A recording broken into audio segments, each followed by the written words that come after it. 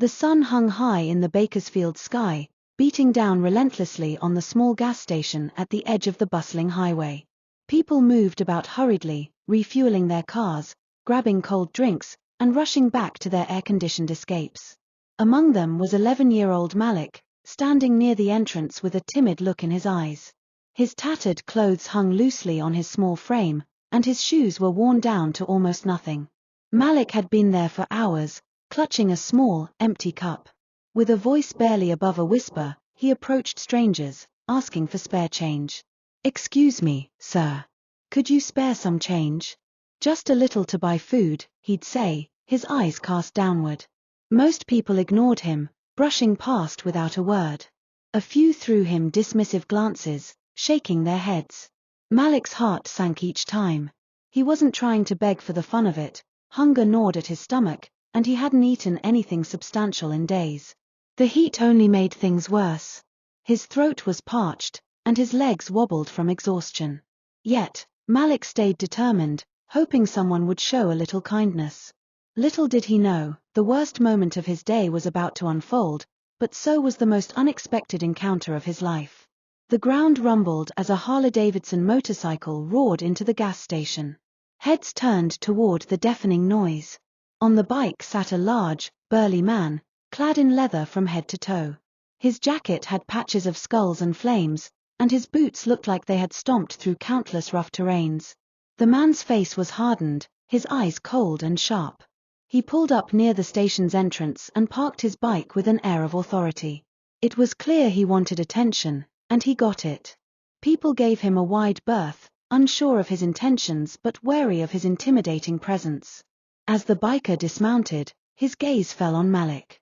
The boy, with his small cup and shy demeanor, caught his attention.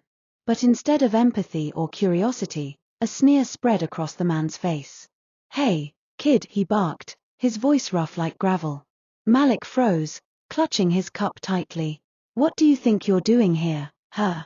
I was just asking for some change," Malik stammered, his voice barely audible.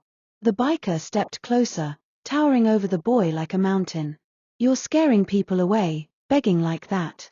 Lazy little punks like you are the reason folks can't even stop to get gas without being harassed."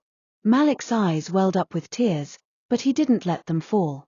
He looked down, trembling, as the biker's harsh words bore into him. A small crowd began to form, watching the exchange with a mix of curiosity and discomfort. But no one stepped forward to help. The biker's voice grew louder, and his words became crueler. "Look at you, raggedy clothes, dirty face. What's your excuse, huh? Don't your parents teach you any better?" Malik tried to speak, his lips quivering. I don't have any parents," he whispered. The biker paused for a moment, taken aback, but only briefly. His scowl returned. "That's no excuse to stand here and beg. You want food? Get a job. Work like the rest of us." The crowd murmured, some shaking their heads at the biker's behavior, but no one intervened. Malik's small frame seemed to shrink even more under the weight of the biker's verbal assault. Then, from the corner of the station, a deep, calm voice broke through the tension. "Hey, that's enough." All eyes turned toward the source. There, standing a few feet away, was none other than Mike Tyson. Dressed casually in a t-shirt and shorts, the legendary boxer had been fueling his car and observing the scene quietly until now. Tyson's presence was magnetic. His broad shoulders and commanding stature seemed to make the air around him heavier. He walked toward the biker with an unhurried but deliberate pace, his face unreadable.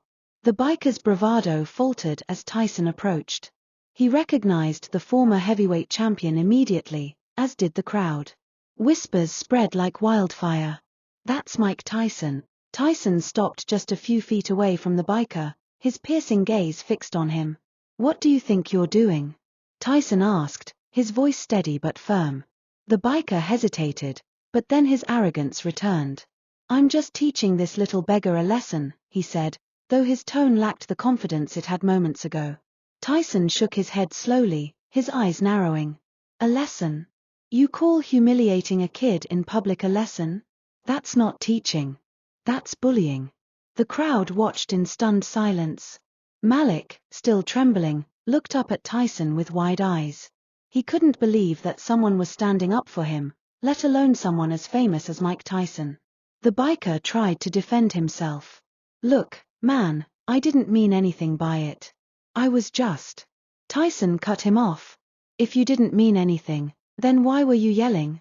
Why were you tearing this boy down instead of helping him? You think that makes you a big man?" The biker opened his mouth to respond but found no words.